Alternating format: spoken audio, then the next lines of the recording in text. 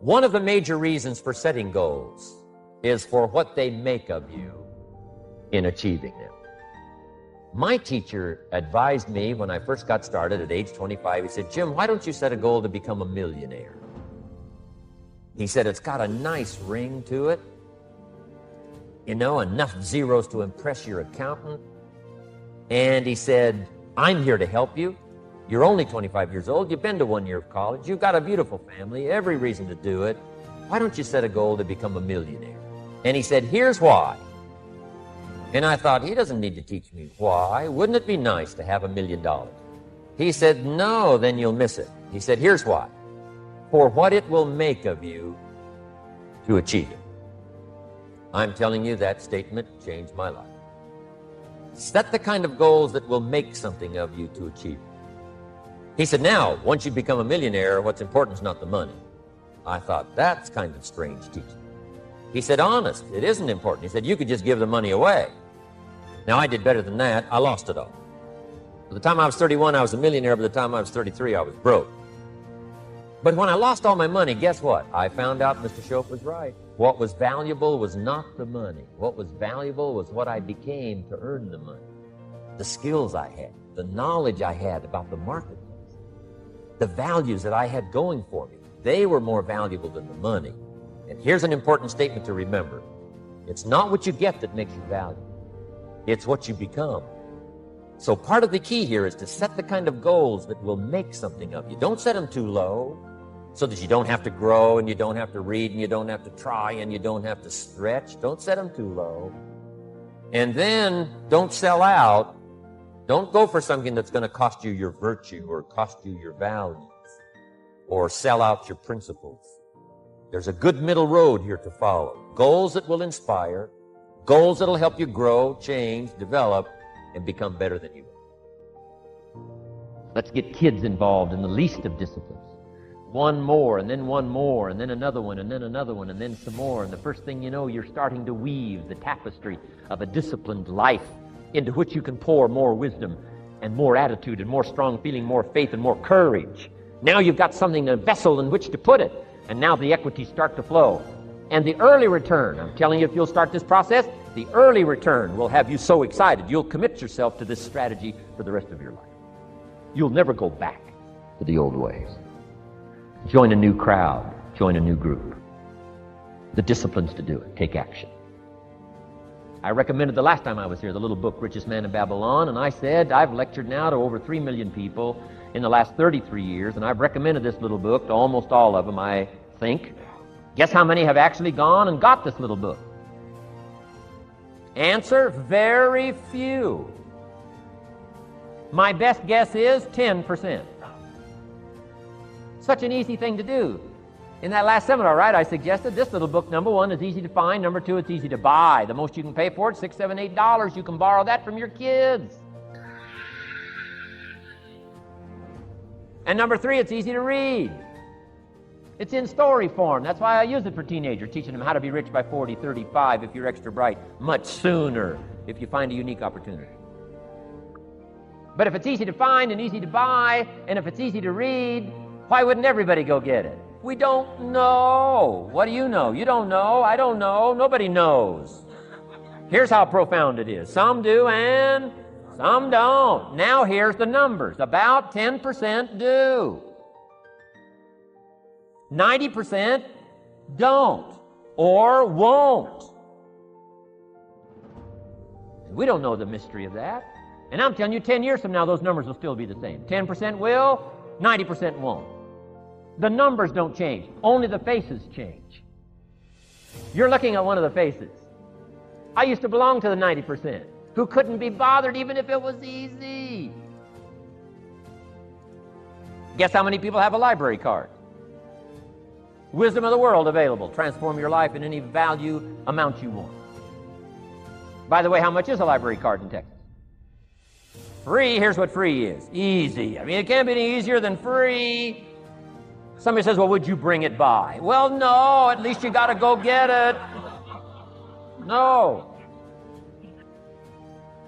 Wisdom of the world available. Transform your life spiritually, socially, personally, economically, and every other way. Teach you how to be rich and powerful and sophisticated and healthy, influential. How many people have a library card? Answer, 3%. 97% couldn't be bothered. Guy specializes in happy hour, but he doesn't have a card. And now readily and quickly blames the government and blames his company and blames policy and blames the pay scale. When if he only knew, if he joined the 3%, here's my advice to you today. Walk away from the 97%. Don't talk like they talk. Don't act like they act. Don't go where they go. Don't specialize in what they specialize in. Throw away the blame list they cling to. Start you a new life.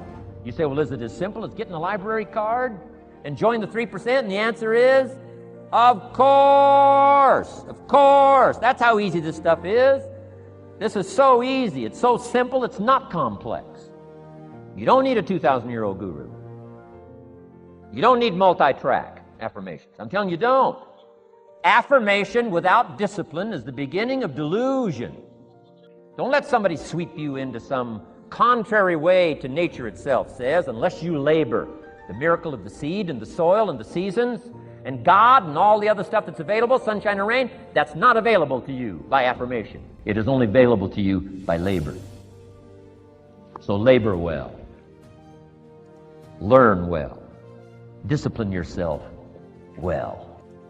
Set some challenging goals. Don't wish it was easier. Wish you were better. Don't wish for less problems. Wish for more skills. Set some goals that'll make you stretch. Become more than you ever thought you could become. Not only business goals. Set some personal goals. You know, who do you want to become?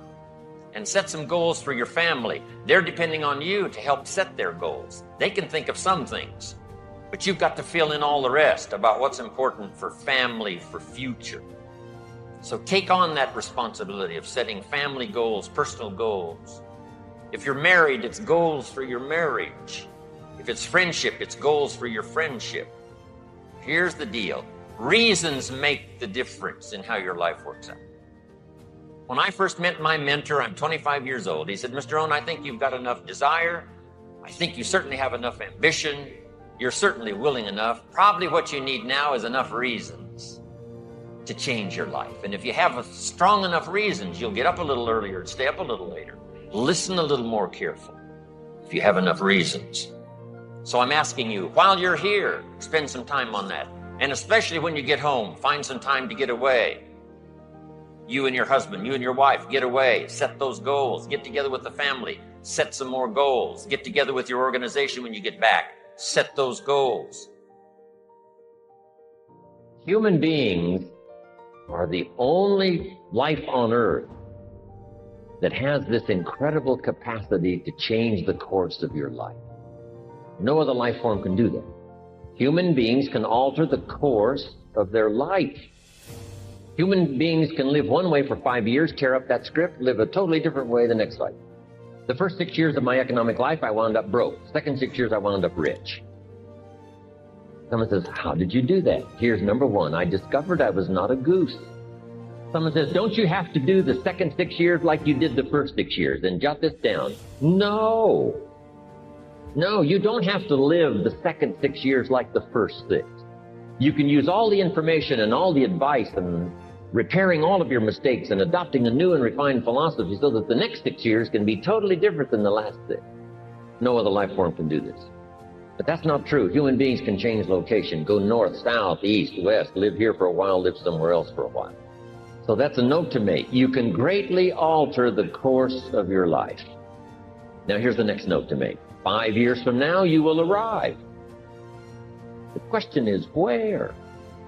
And I promise you, 5 years from now, you really don't want to arrive at an undesigned destination. Because you may very well wind up wearing what you don't want to wear, driving what you don't want to drive, living where you don't want to live, maybe doing what you don't want to do. Simply because you didn't design a better destination. Now, sometimes after we've lived a few years now to repair our mistakes and get back on track, seems like a tough job. But here's the key, and it's so exciting to talk to the teenagers. Make the note. If you start early, The fortune belongs to you if you start early. All fortunes that are available to humans, if you start early, promise looms large and the odds are heavy in your favor. Now, yes, it's possible to do some radical things starting late and still arrive with some good treasures and some good things. But when you haven't got that much time left, now sometimes the decision has to be so drastic, people are not willing to make it, and they're too tired and too weary and too ill. And say, look, I don't have much time left. It's not going to happen for me anyway. It's easy to take that attitude. But everyone here, we've got the time over the next 10 years. We've got the time the next 20 years. We've got the time the next 30 years to make some repair now in our errors of the past and set up some new disciplines. And I'm telling you, that's going to change everything. 5 years from now, I wish for you to arrive at a well-designed place. A place of productivity, a place that'll make you feel good about yourself, a place that'll give you honor and respect, a place that'll give you influence to touch other people 5 years from now that you couldn't do today. Where will you be in 5 years? Key phrase, we go the direction we face. If you start designing something at the end of this direction, sure enough, you will start going the direction you face. Once in a while I hear someone say, if I had $1 million, I'd never work another day in my life. Hey, that's probably why the good Lord sees to it that he doesn't get his million, because he would just quit. Family is another reason, a motivator for doing well. Some people do extremely well because of other people, and that's a powerful reason. Sometimes we will do something for someone else that we would not do for ourselves. How fortunate are the people who find themselves greatly affected by someone else? It's powerful. What has you getting up early, hitting it hard all day, and staying up late? What has you inspired? What are your reasons for doing well? What's at the core of your quest? Set a goal that will make you stretch for what it will make of you to achieve it. What a brand new reason for setting goals. What an all-encompassing challenge to have a better vision of the future, to see what it will make of you to achieve it. And here's why. The greatest value in life is not what you get. The greatest value in life is what you become. The major question to ask on the job is not, what am I getting here? The major question to ask is, what am I becoming here? It's not what you get that makes you valuable. It's what you become that makes you valuable. Set the kind of goals that will make something of you to achieve them. Now here's what's called the self-knowledge acid test. Quickly, without thinking too much about it, quickly list your 3 most important long-term work-related goals. Achievements that you want to make. Achievements that will take a while to get. Write them down. Again, without thinking too much about it, quickly list your 3 most important personal and spiritual goals. Things that will make a difference in your personal life. Is it going to church more often than holidays? Grasping all you can from the Sunday sermon? Is it spending more quality time with your kids? Is it turning the TV off during the dinner hour and actually talking about the important things in life with your family? Is it making more dates with your spouse? Is it planning a much-needed family vacation? What is it? What are the important goals in your personal and spiritual life? Is one of them making a conscious effort to exercise more, to eat better, to lose some weight, to get in shape? What are the 3 most important personal and spiritual goals that you have? Write them down. Doesn't matter what they are, just write them down. Now, take some time to really visualize what the achievement of these goals would look like. What does your future hold for you if you landed that big client? What does your future look like if you got that promotion? If you spent more time with your family?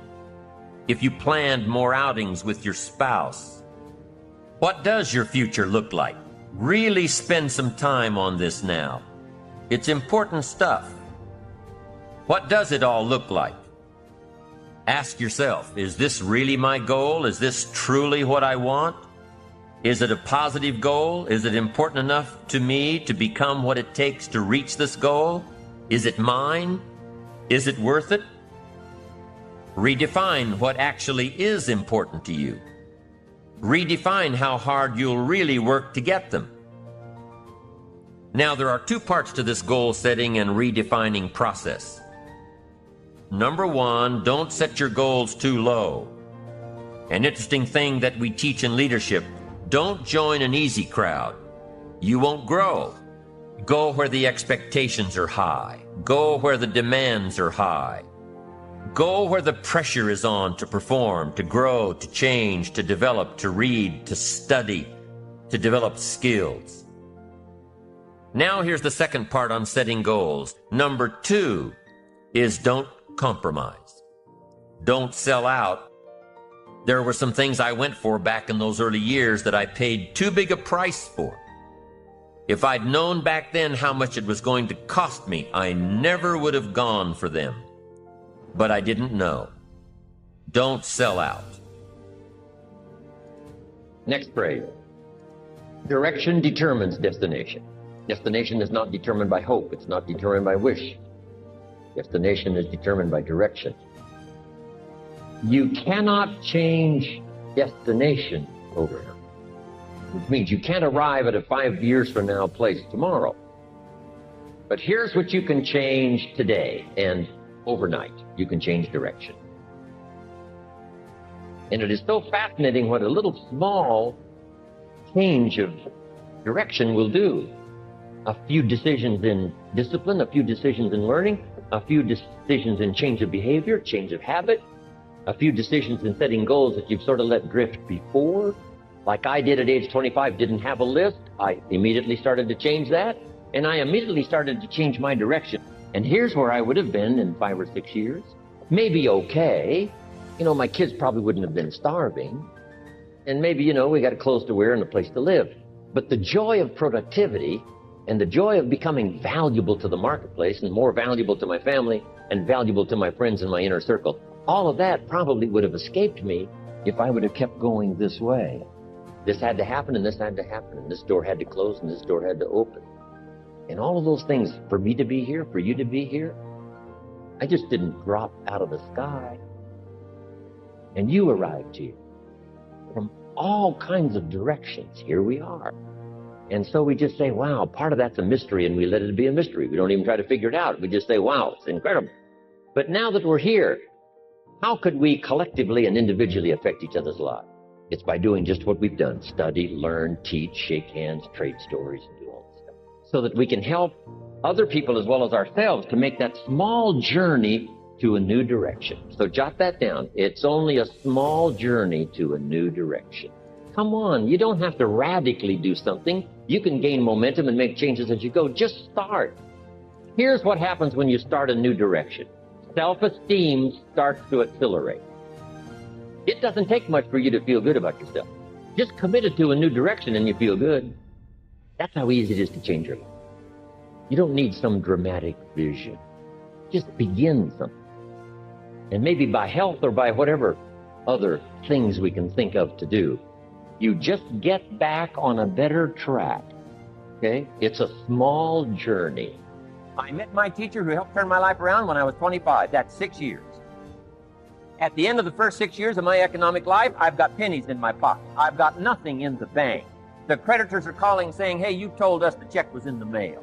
I'm embarrassed. I'm behind on my promises. I live in America. I'm 25-year-old American male. I got a nice family, every reason to do well. And I'm messed up. Now, what's messed up? I used to think it was the community that was messed up, and the country was messed up, and the government was messed up. If those Democrats ever get in the White House, that'll really mess things up. If the Republicans stay in power, that'll really mess things up. The economy was messed up. Interest rates are messed up. I thought all this stuff was messed up. Then I found out that's not what was messed up. I was criticizing the only thing I had to work with. What was really messed up was my own personal philosophy. My own errors in judgment, in my own personal philosophy, brought me in 6 years to pennies in my pocket, nothing in the bank, and trying to explain why I wasn't doing well, living in America, 25-year-old American male, got a family, every reason to do well. Now, once I understood this, here's the formula for failure: errors in judgment, being lax about developing your own personal philosophy. I'm telling you, it's called accumulated disaster. If you feel yourself slowing or becoming distracted by conversations or low-value activities, repeat to yourself the words, back to work, back to work, back to work, over and over. In the final analysis, nothing will help you more in your career than for you to get the reputation for being the kind of person who gets important work done quickly and well. This reputation will make you one of the most valuable and respected people in your field. You could and you should and you don't. Here's an even stronger word. You won't. Don't might mean you're careless. Won't probably means you're stubborn. And either one's called disaster. Could, should, don't. I'm telling you, that's why at the end of 6 years, I found myself with pennies in my pocket, nothing in the bank, creditors calling. Could, should, won't. Could, should, don't is called disaster. Somebody says, well, what did you go to work on to do all that? I started with my philosophy. I started amending my errors by doing some better thinking, changing my mind, coming up with ideas that I didn't have before I met my teacher. And once that whole process started for me, I'm telling you, I changed my whole life. Within a 6-year period, I was never the same. And I've kept up that process all these years. One of the reasons why I'm here is to continue my craft. I don't want the day to come someday somebody says, you should have heard Jim Rohn 10 years ago when he was really terrific. Guess what I want people to say? I heard him 10 years ago, but you should hear him now. I'm telling you, the man works on his craft. I'm telling you, the man's done some extra reading. I'm telling you, the man doesn't miss a trick. I'm telling you, he's worked hard on himself. That's why he's able to deliver like he does. Take advice, but not orders.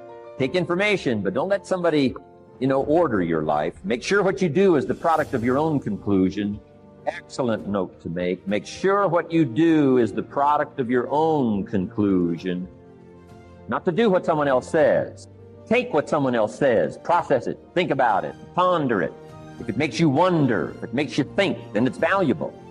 Then when you go take action, make sure that the action is not what somebody told you to do. Make sure the action is the product of your own conclusion. If you'll follow just a little bit of those simple guidelines, telling you the learning process can be speedy, swift, powerful. Your learning curve can go up, and then applying it to your business, your life, your family, conversations, equities of all kinds. You'll find some progress like I did that first 5 years when I met a teacher willing to share with me, turned my life around. Progress I couldn't believe happened for me. Philosophy, as I taught the last time I was here, philosophy, in my personal opinion, is the major determining factor in how your life works. Philosophy, the major determining factor in how your life works out. Philosophy. To form our philosophy, you got to think. You got to use your mind. You got to process ideas. And this whole process over a lifetime, starting way back here when we were children, schools that we've attended, our parents, our experiences, all this stuff that we've processed by the thinking process helps to develop our philosophy. And in my opinion, each person's personal philosophy is the major factor in how your life turns out. How do you turn all this stuff that's available here into equity and promise and lifestyle and dreams and future possibilities? All of this that's possible now with human beings, how do you take all this stuff and turn it into this equities and values? Well, it starts with philosophy. So the seed and the soil and the rain and the sunshine, this is called, the economy and the banks and the money and the schools and everything that's available out there, processing information, what to do with all that, and turn it into equity and value. That is the major challenge of life, my personal opinion. What is the seed? What is the soil? What is the sunshine? What is the rain? Is it possible to take some of each of all the stuff that's available and turn it into food and turn it into value and turn it into nourishment? turn it into something spectacular and unique that no other life form can do? And the answer is yes. But you cannot deal with all this stuff and what to do with it unless you start refining your philosophy. Think, use your mind, come up with ideas, and strengthen your philosophy. So let me just wrap up by saying this. You have unlimited potential. You're living in the best country at the best time in all of human history. The possibilities for the future are the greatest that have ever existed for mankind right here in this country. There is nothing that you can't do if you put your mind to it. So go out there and kick some butt and take some names.